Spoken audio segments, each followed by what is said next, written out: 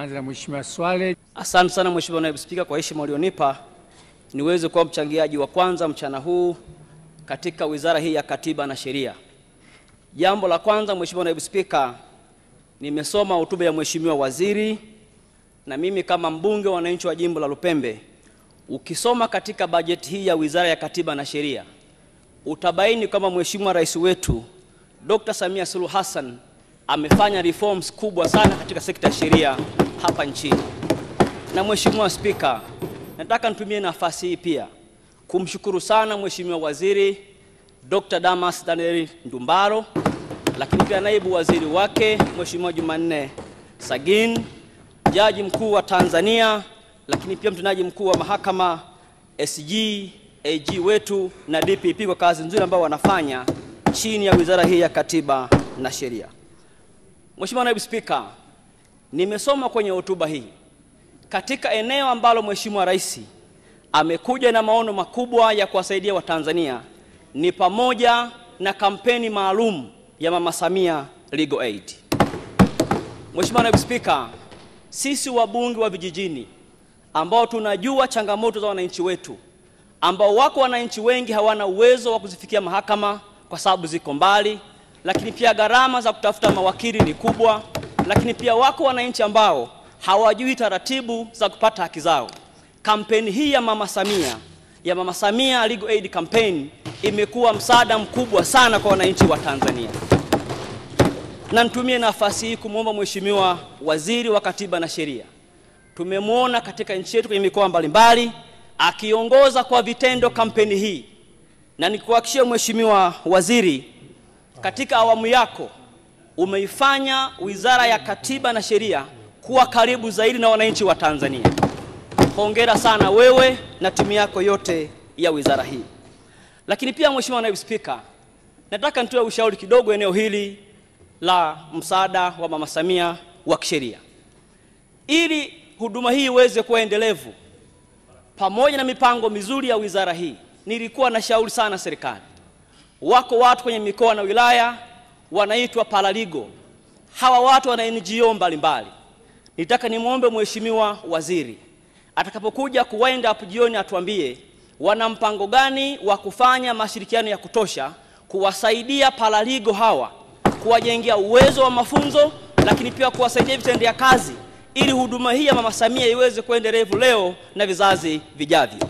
Kwa mfano, mimi jimbo la Lupembe tunao watu wa paralegal pale Nyombo wanaitwa Nyomapase, wakiongozwa na mzee wangu Joakim Mwinami pamoja na Lucas Payovela.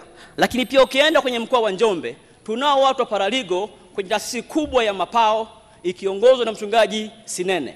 Hawa watu wanahitaji kujengewa uwezo sana kupitia wizara hii. Na nikuombe Mheshimiwa Waziri utusaidie.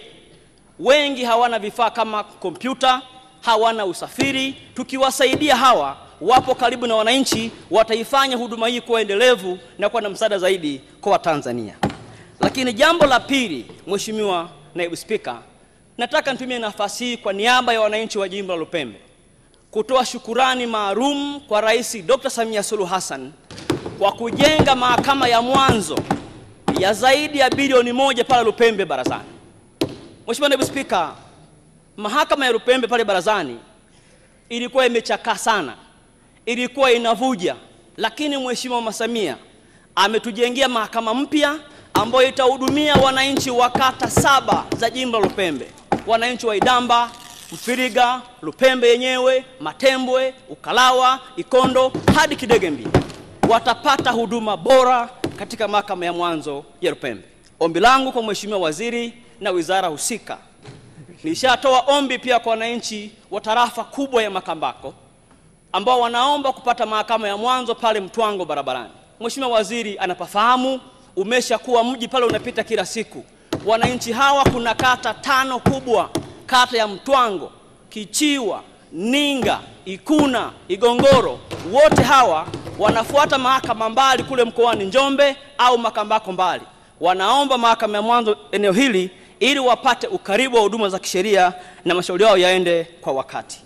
Mheshimiwa Naibu Spika, naomba pia nitumie nafasi hii kuiomba sana wizara hii iendelee kutoa elimu kwa Watanzania kwamba haki ya kusikilizwa, na mimi nimefanya kazi kwenye sekta mbalimbali ikiwemo sehemu ya sheria.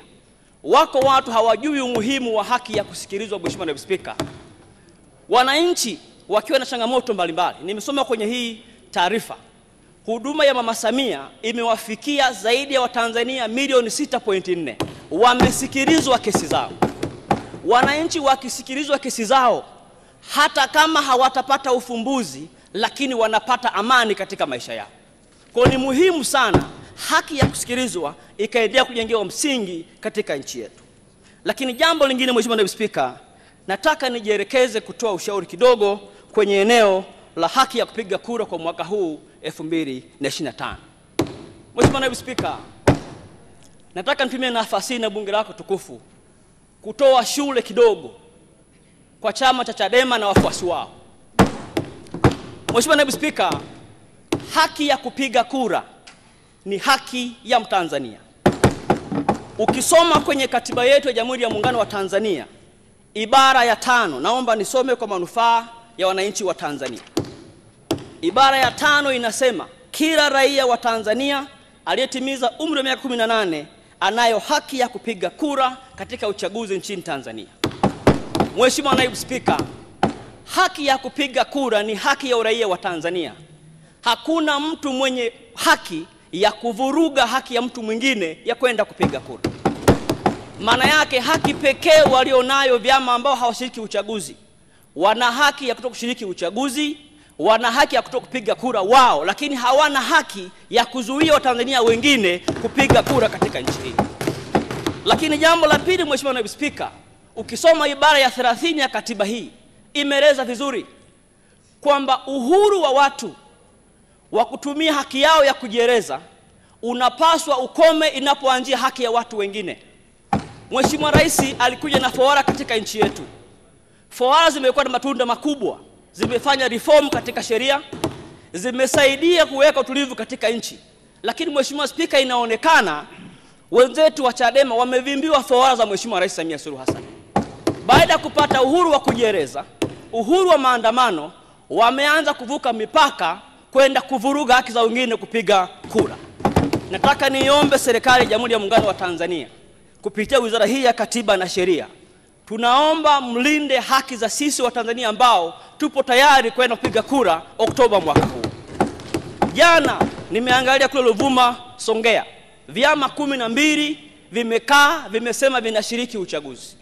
Na sisi wananchi wa Lupembe, kwa kazi nzuri aliyofanya Mheshimiwa Rais Samia Suluhu Hassan kwa kuleta maendeleo kwenye maji, kwenye shule, ujenzi wa mahakama, barabara, tumejiandaa kwenda kupiga kura.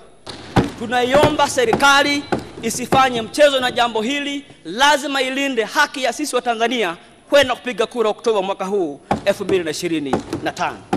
Jambo la mwisho, Mheshimiwa Naibu Spika, kwa mchana huu, nataka pia nitoe wito kwa vyama vyote vya siasa kama alivyosema Dr. Nchimbi kwamba uchaguzi wa mwaka huu si uchaguzi wa mwisho, uko uchaguzi mwingine baada ya 2025 watashiriki huo.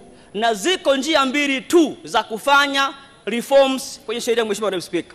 Njia ya kwanza, unafanya reform kupitia bunge hili. Unaleta sheria ndani ya bunge, unafanya reforms kwenye sheria. Njia ya pili, kwa mujibu wa sheria za nchi yetu, unafanya reform kupitia mahakama. Kama iko sheria ambayo haiko sawa, katiba imetoa nafasi ya mtu kwenda mahakamani kuchallenge hiyo sheria ili uweze kurekebishwa. Iko mifano mingi. Mwaka 2004 bunge hili lilitunga sheria ambayo haikuwa nzuri, sheria ya takrima. Wanaharakati walienda mahakamani, sheria hii ikaondolewa. Nataka nitoe wito, huwezi kufanya reform ya sheria kwa kufanya maandamano mtaani Kariakoo. Huwezi kufanya reform ya sheria kwa kuhamasisha watu wasiende kupiga kura. Asante. Kingine ya pili bungeni. Dakika moja na kuongeza na kushukuru. Asante, naunga mkono hoja. Asante sana. Asante.